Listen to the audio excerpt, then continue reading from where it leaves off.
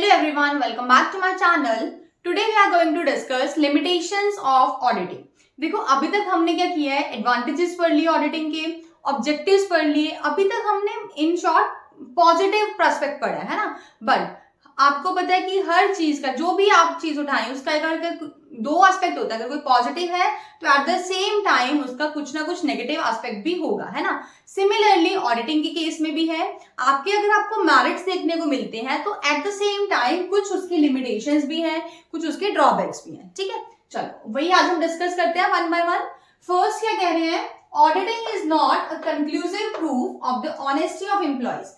अगर आप ऑडिटिंग कर लेते हैं तो इसका मतलब ये नहीं होता कि आपके एम्प्लॉइज 100% ऑनेस्ट हैं, ऐसा नहीं होता. बट स्टिल कुछ ना कुछ लूप होल्स रह ही जाते हैं ऑडिटर से. ये कुछ ना कुछ ऐसे फ्रॉड्स होते ही हैं जो बहुत ही क्लेवरनेस के साथ किए जाते हैं बाय द एम्प्लॉइज, कि वो कुछ ना कुछ मतलब P&L अकाउंट्स को या फिर हम बोल सकते हैं आपकी बैलेंस शीट को या जो भी आपके अकाउंट्स हैं उसको इनएक्यूरेट कर देते हैं. ठीक है, चलो एक बार देखते हैं क्या लिखा हुआ है. If the organisation has internal check. देखो इंटरनल चेक क्या होता है कि ऑर्गेनाइजेशन ने अपने अंदर की सिस्टम में ही कुछ ऐसा करा है कि हम अपने बुक्स को खुद से चेक करेंगे. ठीक है, मींस इंडिपेंडेंट पर्सन की रिक्वायरमेंट नहीं है. वो जो भी उनका इंटरनल स्टाफ है ना वो एक बार क्रॉस चेक करता है. अगर वो कह रहे हैं कि ऑर्गेनाइजेशन में इंटरनल चेक सिस्टम है तो जो ऑडिटर होता है ना, अगर वो ऑडिटर उस इंटरनल चेक से सेटिस्फाई है, उसे लगता है कि हाँ ठीक है, अगर वो खुद से एक बार चेक कर रहे हैं तो मुझे ज्यादा इन डेप्थ में स्टडी करने की रिक्वायरमेंट नहीं है. ठीक है, तो उस टाइम पे क्या होता है, ऑडिटर क्या करता है, सर्टिफाई कर देता है एक्यूरेसी ऑफ द अकाउंट्स को, कि वो ये बोल देता है कि हाँ ठीक है अकाउंट्स अच्छे से मेंटेन है, कोई भी इसमें एरर फ्रॉड नहीं है. बट क्या होता है, जो इंटरनल चेक जो करने वाले पर्सन होते हैं ना, उसके अंदर क्या होता है, दो या दो से ज्यादा पीपल इन्वॉल्व होते हैं. उन्होंने एक ग्रुप बनाया होता है, उन्होंने क्या बनाई होती है, अपनी टीम बनाई होती है. और वो जब टीम में काम करते हैं ना तो वो फ्रॉड्स कमिट करते हैं. और वो फ्रॉड्स इस तरह से या हम बोलते हैं इतनी क्लेवरनेस के साथ किए जाते हैं कि that may not come to light during the audit. कि जब वो ऑडिटर ऑडिट करने आता है ना तो उसकी निगाह में भी वो मतलब फ्रॉड्स या वो एरर्स नहीं आते. क्यों? क्योंकि उन्होंने क्या किया, टीम बना के काम किया और बहुत क्लेवरनेस के साथ वो फ्रॉड्स कर रहे हैं. ठीक है, तो इसीलिए बोला जाता है auditing is not a conclusive proof. Audit एक प्रॉपर प्रूफ नहीं होता कि आपके एम्प्लॉइज ऑनेस्ट ही हैं. ठीक है, नाउ सेकंड क्या कहते हैं, ये auditing does not guarantee 100% accuracy. देखो ऑडिटिंग करने से आपको नो डाउट आपके बुक्स ऑफ अकाउंट्स की एक्यूरेसी पता चलती है, आपको रेगुलरिटी, ट्रूथफुलनेस पता चलती है, फेयरनेस पता चलती है. बट आप ये नहीं कह सकते हो कि 100% एक्यूरेट है. क्यों? देखो जितनी भी बड़ी देखो, अच्छा ऑडिटिंग किसकी होगी, ऑब्वियसली जो लार्ज ऑर्गेनाइजेशंस होती हैं, है ना. अब लार्ज ऑर्गेनाइजेशन में ट्रांजैक्शंस भी लार्ज होंगी, तो ये ऑडिटर के लिए पॉसिबल नहीं होता कि वो हर एक ट्रांजैक्शंस को बहुत डीपली इन डेप्थ स्टडी करे, है ना. तो हो सकता है ना ऑडिटर से भी कुछ ट्रांजैक्शंस रह जाएं. तो अगर कोई एक आधे ट्रांजैक्शन भी रह गई और उसी में कोई फ्रॉड हुआ तो आपका जो भी आप कहते हो कि हमें एक्यूरेसी होती है ऑडिटिंग में, वो आपका गलत प्रूव हो जाएगा. ठीक है, चलो एक बार देखते हैं क्या लिखे हैं. Normally large organisations have very large number of transactions, ठीक है, during the financial year. Hence it is not possible for the auditor, ये ऑडिटर के पॉसिबल नहीं होता कि वो एग्जामिन करे ईच एंड एवरी ट्रांजैक्शन को. किसमें? डिटेल में. करता तो है बट हर एक ट्रांजैक्शन को इन डेप्थ में स्टडी करे, ऐसा ऑडिटर के लिए पॉसिबल नहीं होता. In such cases the auditor resorts, तो ऑडिटर क्या करता है, रिलाई कर लेता है टेस्ट चेकिंग पे, कि हम ऊपर ऊपर से चेकिंग करेंगे. ठीक है, एंड हेंस इट्स नेचुरल, जब आप टेस्ट चेकिंग करते हैं तो ऑब्वियस है कि आपके कुछ ना कुछ फ्रॉड्स और कुछ एरर्स रह ही जाएंगे जो अनडिटेक्टेड होंगे. ठीक है, बहुत सिंपल सा है. देखो फर्स्ट में क्या बोला है, auditing is not conclusive proof of the honesty of employees.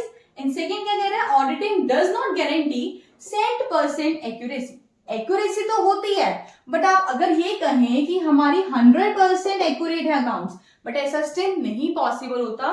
कोई ना कोई ट्रांजैक्शंस ऑडिटर से भी रह जाती है जो वो नहीं एग्जामिन कर पाता. ठीक है, और हो सकता है उसी ट्रांजैक्शन में फ्रॉड हो जाए. क्लियर? चलो नेक्स्ट करते हैं. Third one is minor things are not paid attention. देखो क्या होता है, जब ऑडिटर ऑडिट करता है या बुक्स ऑफ अकाउंट्स को एग्जामिन करता है ना, तो उसका मेन कंसर्न किसके ऊपर होता है, P&L account and balance sheet के ऊपर. ठीक है, जो भी छोटी छोटी ट्रांजेक्शन होती है ना, स्मॉल ट्रांजेक्शन है जो भी बिजनेस में, वो उसके ऊपर ज्यादा अटेंशन नहीं देता।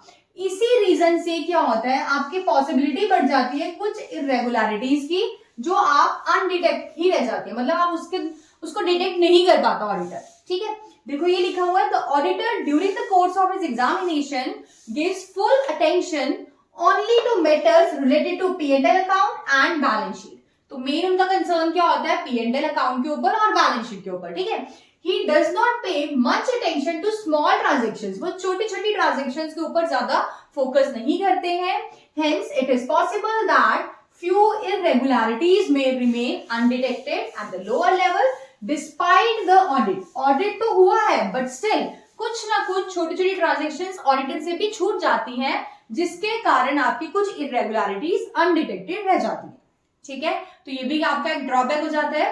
नेक्स्ट आता है सर्टेन फ्रॉड्स रिमेन अनडिटेक्टेड। देखो जितना मर्जी ऑडिटर डेलिजेंसी के साथ काम कर ले, कॉम्पिटेंट होकर काम कर ले, एफिशिएंसी के साथ काम कर ले, आफ्टर ऑल वो भी तो ह्यूमन बीइंग है, जितना मर्जी वो अपनी एफिशिएंसी दिखा ले, बट स्टिल कोई ना कोई ऐसी ट्रांजेक्शन तो देखो होती ही है, या कोई ना कोई ऐसा एरर होता है जो उसकी मतलब नॉलेज में नहीं आ पाता है ना। तो यही बोला गया है, सर्टेन फ्रॉड्स में रिमेन अनडिटेक्टेड, कुछ ना कुछ तो फ्रॉड होता ही है जो आपका अनडिटेक्टेड रह जाता है।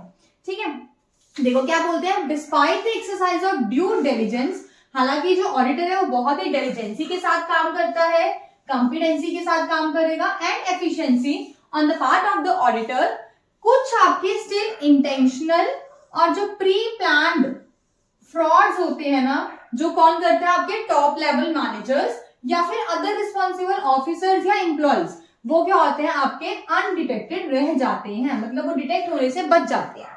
ठीक है, और नेक्स्ट आता है आपका, auditor does not understand the nature of all the business transactions. देखो ऑडिटर का काम क्या है कि बुक्स ऑफ अकाउंट्स को एग्जामिन करना है ना, हर एक ट्रांजैक्शन की नेचर को समझना, अंडरस्टैंड करना वो उसके लिए भी पॉसिबल नहीं होता। तो यही बोला गया कि कई बार क्या होता है, देखो ट्रांजैक्शंस तो रिकॉर्ड करी है ना, बट क्या पता वो आपके बिजनेस से रिलेटेड ना हो। तो अगर सपोज ऑडिटर को नॉलेज नहीं है कि नेचर ऑफ बिजनेस क्या है, किस टाइप का नेचर है, उसके अंदर किस टाइप की ट्रांजैक्शंस रिकॉर्ड की जाती हैं, तो आपके चांसेस हैं कि फ्रॉड्स एंड एरर्स हो सकते हैं। ठीक है, चलो एक बार रीड करते हैं। Even though the auditor examines the accounts of organization in variety of fields, बहुत सारे अलग अलग फील्ड्स में वो क्या करता है, एग्जामिन करता है, it is not necessary, ये फिर भी ऑडिटर के लिए कंपल्शन नहीं होता to understand the nature of each and every transaction, हर एक ट्रांजेक्शन का वो नेचर को समझे, ऐसा उसके लिए भी पॉसिबल ही नहीं। आप खुद सोचो ना, अब जितना मर्जी आप नॉलेजेबल पर्सन हो, आपके लिए हर एक चीज को, छोटी छोटी चीज को समझना फिर भी पॉसिबल नहीं होता। कुछ ना कुछ ऐसे लूप होल्स होते ही हैं हर पर्सन में कि आप छोड़ देते हो, है ना। चलो, hence it is not possible, इसीलिए पॉसिबल नहीं है ऑडिटर के लिए कि वो सर्टिफाई करे क्या चीज, कि weather a particular transaction makes a business sense और नॉट, मतलब कि जो भी ट्रांजेक्शंस रिकॉर्ड करी गई हैं एक पर्टिकुलर बिजनेस में, क्या वो आप ही के बिजनेस की है भी या नहीं। सपोज एक एग्जांपल लेके चलते हैं, देखो वैसे तो ओवरव्यू तो पता होना चाहिए ऑडिटर को कि नेचर क्या है, बट स्टिल एक छोटा सा एग्जांपल लेते हैं। सपोज आपका कोई बिजनेस है क्लोथ्स का, ठीक है, तो आपकी ट्रांजेक्शंस तो देखो क्लोथ से रिलेटेड होनी चाहिए ना, बट अगर आप कोई ट्रांजेक्शन दिखा रहे हो परचेजेस की, अब परचेज क्या किया आपने, कोई फर्नीचर किया है, अब क्या पता वो आपके बिजनेस का है या नहीं है, या आप दिखा रहे हो कि मैंने सेल्स करी है, फर्नीचर सेल कर दिया, बट आपका बिजनेस क्या है, क्लोथ्स का, तो क्या वो आपके बिजनेस में सेंस क्रिएट कर रहा है या नहीं, हर एक ट्रांजेक्शंस को समझना ऑडिटर के लिए भी पॉसिबल नहीं होता। ठीक है, ये तो देखो बहुत छोटा सा सिंपल एग्जांपल है, बट जब ऑडिटर डीपली एनालाइज करते हैं तो छोटी छोटी ट्रांजेक्शंस निकल जाती हैं जिसका नेचर आप क्लैरिटी नहीं कर सकते, मतलब क्लैरिफाई नहीं होता है। ठीक है, during the course of audit, जब भी ऑडिट करते हैं, ट्रांजेक्शंस आर एग्जामिन, ट्रांजेक्शंस को किस व्यू पॉइंट से एग्जामिन किया जाता है, from the legal point of view, ना कि एप्रोप्रिएटनेस की। जब भी देखो ऑडिटर ऑडिट करेगा ना, तो उसका मेन मोटिव होता है कि कोई भी प्रोविजंस को तो नहीं आपने हैम्पर किया, कोई प्रोविजंस को कंप्लाई करना था और आपने नहीं किया, ऐसा कुछ तो नहीं है। इस व्यू पॉइंट से आप हमेशा एग्जामिन करते हो, ना कि एप्रोप्रिएटनेस के। ठीक है, चलो नेक्स्ट करते हैं अब हम sixth point is auditor merely expresses his opinion. देखो ऑडिटर का काम क्या होता है कि अपना जस्ट एक व्यू पॉइंट देना। मियरली का मतलब होता है ओनली एंड ओनली, सिर्फ, ठीक है। ओनली वो अपना क्या देता है, अपना ओपिनियन एक्सप्रेस करता है। देखो क्या कह रहे हैं, auditor merely express his opinion on the accounts of the organisation by expressing his opinion that the profit and loss account, P&L account and balance sheet are correct. अगर देखो ऑडिटर ये बोल देता है कि कंपनी का या किसी ऑर्गेनाइजेशन का जो P&L अकाउंट है और जो बैलेंस शीट है वो क्या है, करेक्ट है, तो इसका मतलब ये नहीं होता कि उसमें कोई भी इरेगुलरिटी नहीं होगी। ऐसा क्यों? क्योंकि देखो ऑडिटर कौन है, ऑडिटर भी तो आफ्टर ऑल क्या है, ह्यूमन ही है, तो उससे भी तो कोई गलती हो सकती है। तो देखो यही बोला गया है, bye expressing his opinion that the P&L account and balance sheet are correct does not mean that there can be no irregularity in the books of accounts, even though he gives his opinion after due examination। देखो हालांकि ऐसा नहीं है कि auditor बिना कुछ भी जांच पड़ताल किए अपना व्यू पॉइंट दे देता है, नहीं, ऑडिटर अपना ओपिनियन बहुत ही अच्छे से इन डेप्थ एग्जामिनेशन करने के बाद ही देता है, but still he is also human, वो भी तो ह्यूमन बीइंग है, और ह्यूमन बीइंग से मिस्टेक्स होना नेचुरल है, ठीक है ना। ऐसा तो है नहीं कोई भी पर्सन हो कि जो कोई भी मिस्टेक करता ही नहीं है, ऐसा कोई भी इंसान नहीं होता, तो ऑडिटर भी तो एक ह्यूमन है। तो इसीलिए कहा गया है ऑडिटर सिर्फ और सिर्फ अपना एक व्यू, अपना एक ओपिनियन एक्सप्रेस करता है। इसका मतलब ये नहीं होता कि 100% बुक्स ऑफ अकाउंट्स ठीक है आपके, ठीक है। चलो नेक्स्ट पॉइंट क्या है लिमिटेशंस में, auditor does not enjoy practical freedom. देखो हम यूज करते हैं कि ऑडिटर कौन होना चाहिए, इंडिपेंडेंट पर्सन, है ना, बट एक्चुअल में कंप्लीट फ्रीडम नहीं होती ऑडिटर के पास। क्यों? Even though the auditor is considered to be an independent person, हम मानते कि हम मीनिंग में हमने कहा था कि ऑडिट करने वाला पर्सन कैसा होना चाहिए, इंडिपेंडेंट एंड अनबायस्ड, है ना, यही दो वर्ड्स यूज किए थे हमने, ठीक है। बट सिंस जो उसके राइट्स हैं, जो उसके ड्यूटीज हैं, या फिर जो उनकी रिस्पॉन्सिबिलिटीज होती है ना, वो किसके अंदर मेंशन की गई है, कंपनीज एक्ट 2013 में। तो कहीं ना कहीं ऑडिटर को कंपनीज एक्ट 2013 के प्रोविजंस को फॉलो ही करना पड़ता है। जो उसमें प्रोविजंस हैं, जो उसमें राइट्स हैं, जो उसमें ड्यूटीज हैं, या व्हाटएवर रिस्पॉन्सिबिलिटीज मेंशन की गई हैं आपकी कंपनीज एक्ट 2013 में, उनको वो कंप्लाई करनी पड़ती है, right. The auditor is influenced by the management of the company and hence is not able to conduct completely independent examination of accounts and gives his report on the same। देखो कहीं ना कहीं management का influence रहता ही है auditor पे, तो उसको क्या करना पड़ता है, मतलब एक नो डाउट इंडिपेंडेंट पर्सन है, बट समहाउ कहीं ना कहीं देखो एग्जामिनेशन जब वो कर रहा है ना, तो मैनेजमेंट का इन्फ्लुएंस रहता ही रहता है। तो हम ये बोलते हैं कि वो इसी रीजन से कंप्लीटली इंडिपेंडेंट एग्जामिनेशन नहीं कर सकता और उसको अपनी रिपोर्ट भी उसके अकॉर्डिंग ही देनी पड़ती है। क्लियर? तो आज के लेक्चर में हमने देखो क्या डिस्कस किया है कि लिमिटेशंस क्या होती हैं आपकी ऑडिटिंग की। 6 to 7 पॉइंट्स थे आपके।